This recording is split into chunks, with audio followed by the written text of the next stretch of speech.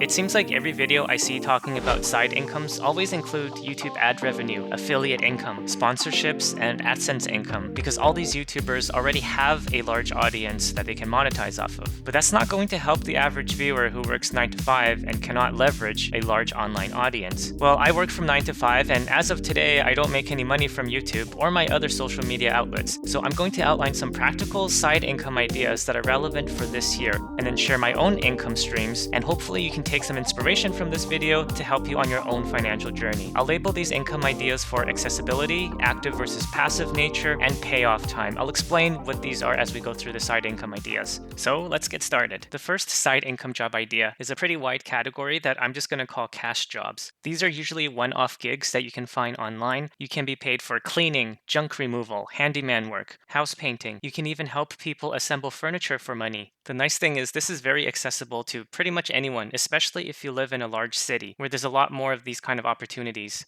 All you really need to get started is a minimal toolkit and access to the internet so you can look online for these kind of jobs. You can find a lot of work on Craigslist. They often pay $20 an hour or more depending on what you're doing. If the work requires some specialized skill sets or some experience, then you can get paid usually $30 an hour or higher, or sometimes you'll just get a flat fee for the entire day that you're working. If you want to specialize in a particular task and maybe even build up a reputation, you can use sites like TaskRabbit to help you find flexible work. You can get repeating customers and build up a client base if you're doing something like cleaning or yard work, because you can schedule a lot of those tasks on a reoccurring basis. If you're in the United States, you can use Steady app. You just enter your information and the app will find jobs for you based on your skill sets and location. According to this app's website, users make an extra $5,500 a year on average. The downside to these jobs is they are very active in nature. As soon as you stop doing them, then the money stops. But you do get the financial benefits right away, so the payoff time is immediate. As soon as you complete a job, you get paid. Of course, the more you do something, the more experience you're going to have, and then the more money you can make by doing those sorts of things.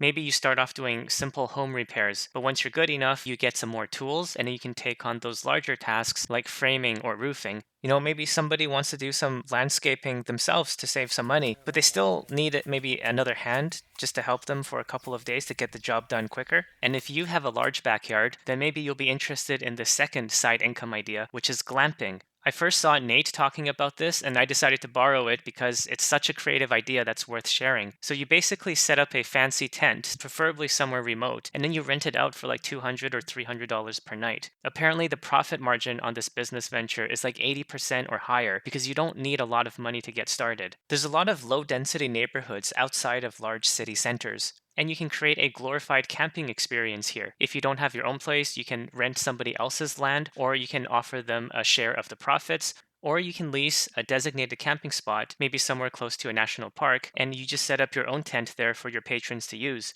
The demographic you're trying to target is really large because it's basically people who live in urban city centers and they want to get away from it all, but they don't want to travel too far either. So instead of going to a fancy hotel in another city, they just want to spend some time with nature. So they look on Airbnb for these camping experiences, and there's a lot of unused land that could potentially tap into this market. It's not super accessible because obviously you do need a large plot of land, but even if you don't live in a remote area, like I've mentioned, there are ways to get access to what you need. This is fairly active income for the most part. If you've ever run an Airbnb business, you'll know what it's like. But there is a passive element to it because you're not getting paid for your labor by the hour. You do have to spend some time first to set up the tent, the amenities, porta potties, camping site in general, and then you can start making money. Depending on how you do it, there's also seasonality to keep in mind as well. The third side income idea is freelancing and consulting.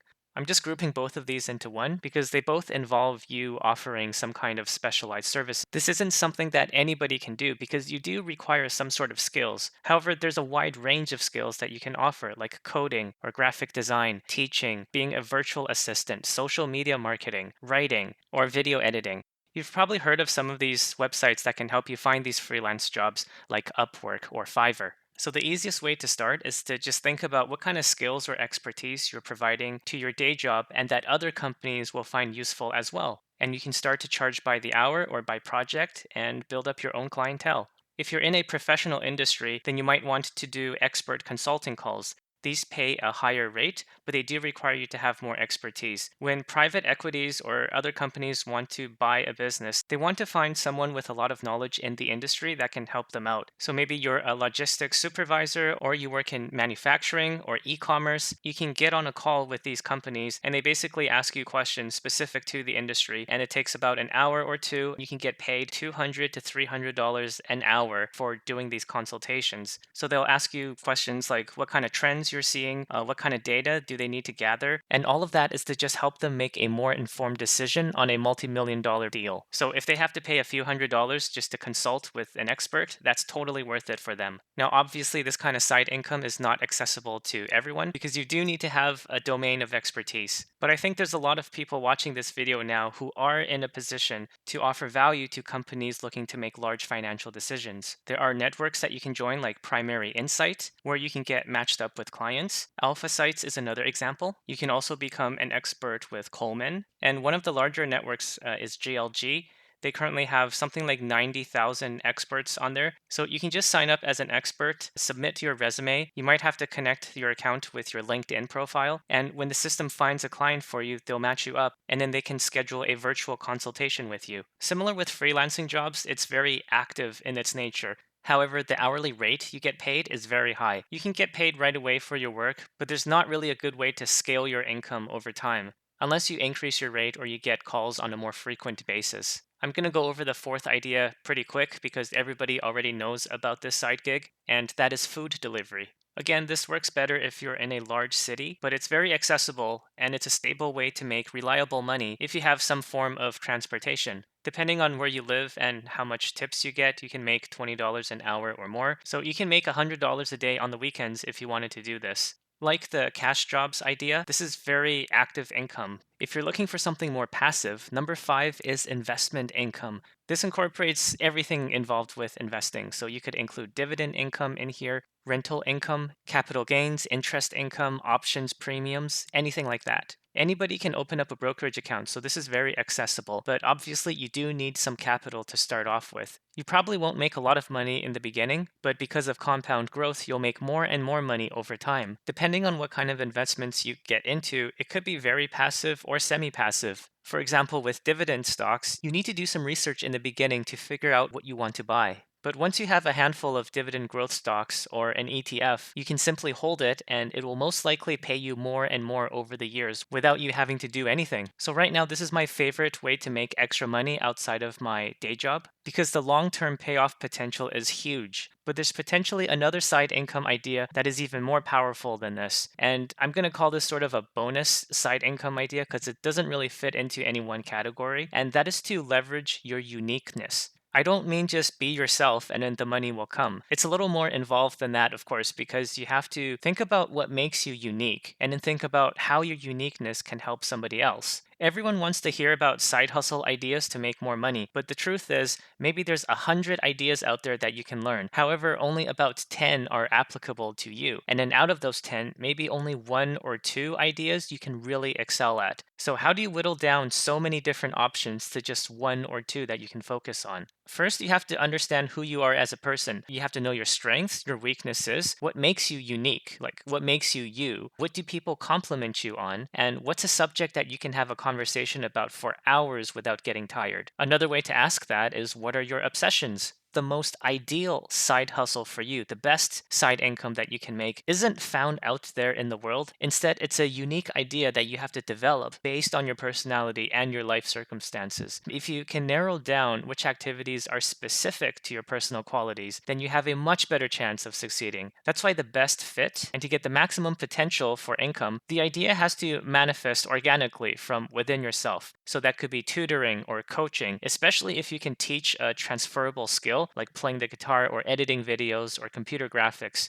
Or you could teach people how to ski or how to sail or how to speak a foreign language, perhaps. If you're really great at what you do, over time people will seek out your services because they want the best value for their money. And once you get more clients, you can increase your price and scale up your side hustle. This side income idea is pretty unique because there is no objective way to categorize this because it's so idiosyncratic to the individual. For accessibility, it's kind of irrelevant because whatever idea you choose to do is only accessible to you. That's what makes it unique. And in terms of active versus passive, it also depends on what you decide to do. If it's more investment related, then there's a more passive lean to it. Otherwise, it could be very active. And the payoff time, again, really depends on what you're doing. If you're doing consulting on the side and you're getting more and more clients, your income over time might look like this. But if you're a software engineer and you're developing apps in your spare time, maybe your payoff is very low in the beginning.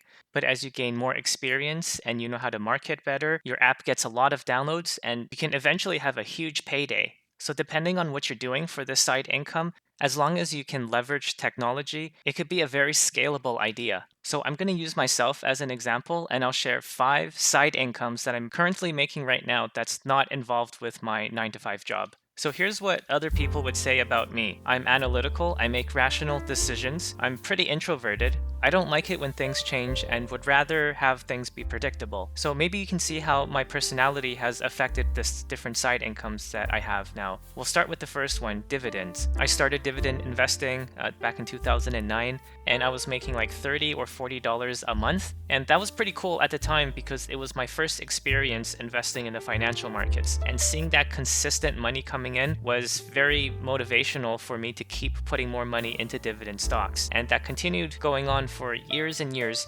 until around 2020. I kind of stopped pursuing dividend growth investing. I haven't sold any dividend stocks, but for new money that I'm investing, I'm putting that towards growth-oriented stocks. So that's why the dividend growth has become slower over the last few years. And the growth is really just from receiving the dividend distributions and automatically reinvesting them back into the market and buying more dividend stocks. So right now I make about $19,000 a year just from dividend investing, and it's completely passive. On average, the dividend stocks that I have grow their distributions by 5 to 10% a year. My next passive income stream is interest, and this could be from bonds or from peer-to-peer lending, and also from lending projects through mortgage investment corporations. Recently, I've pulled back a little bit and withdrew some money from my peer-to-peer lending account. It's hard to find any good deals in a negative interest rate environment when you're dealing with interest-based investments, unless you go super high risk and buy junk bonds, which is why over the last few years, I've been focusing on other investments like my rental income.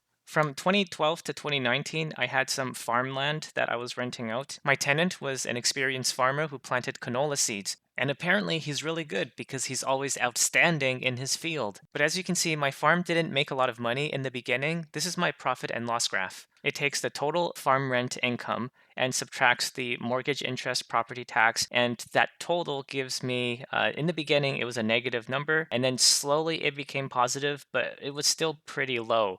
Now, that's because for farmland investing, I wasn't trying to make money from the cash flow necessarily. I was more counting on the future appreciation of the land itself. So after selling the farm and making a profit, I put the proceeds into another investment property, and this time it's a condo in the city. And this gave me a positive income right away. Then the next year, I moved into a house with my wife and I rented out my old apartment that I was living in. So we made some extra rental income from that. Fortunately, in our new house, we also have a basement that we could rent out, and that generated even more rental income for us. And in order to get a little bit more value out of our rental properties, we did a little bit of renovation this year and we increased the rent on all 3 properties and we're able to generate $40,000 of net rental income. In our case, we've been lucky and it's been fairly passive. Screening tenants probably takes the longest time, but after that, they mostly keep to themselves and we just collect the monthly rent. For something that's more active, I have a teaching job that pays me about $13,000 a year right now. This is a part-time class that I teach at a local college, and I do this about once or twice a week. In the beginning, the schedule was a bit sporadic, and I was also doing tutoring at the time. Eventually, after a couple years of tutoring and making like $35 an hour, I decided to quit that and then just do more teaching at the school. Tutoring wasn't bad, and it was really good money at the time, but I didn't like going to different locations and not knowing if I'll have someone to tutor next week. And it's more complicated to do all the scheduling than to have a school do all of that and find students for you. And that's the thing with these side incomes is you're not necessarily going to like everything you try.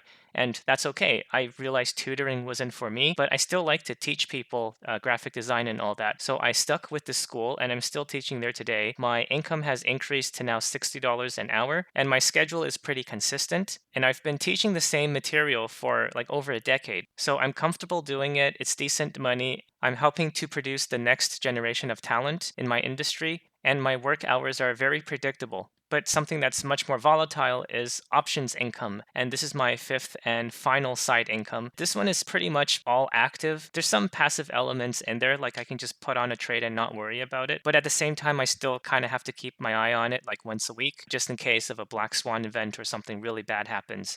I only started this from April of last year. I think I can make $20,000 this year. My main strategy is to sell put options and use time decay to generate income. So far, it's been working fairly well, but I'm still new to this, so we'll have to see what happens in the long run as I learn more and more about different option strategies. So all of these side incomes added together right now provides about $100,000 before taxes, which is amazing because that's more than what I make at my day job. And overall, I spend less time managing all these different side incomes than at my 9 to 5.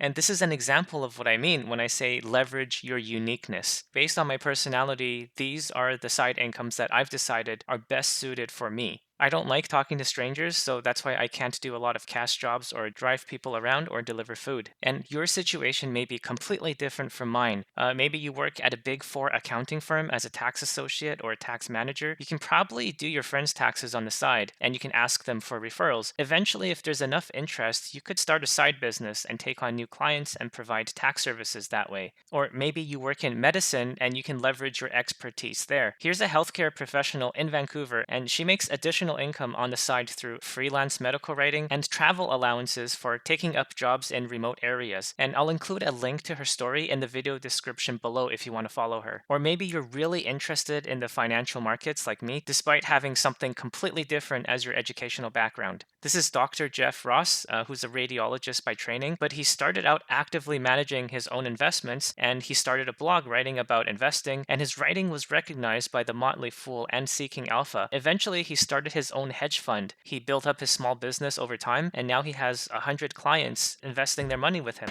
So it's not about who you are, it's about who you can become. And I can go on because it doesn't matter which industry you work in, or what background you come from, or what you've experienced in the past. You can always find a way to generate some side income that's appropriate and lucrative specifically for you. It may take some self-reflection, patience, and some creativity, but anything worthwhile requires some consideration. And if you're specifically interested in how to get better at investing and improving your human capital, you can check out this video next. I made this video before explaining why investment in financial knowledge is underrated. Often seeking from within is more powerful than following someone else's rulebook. As always, thanks a lot for watching. Happy investing, and until next time.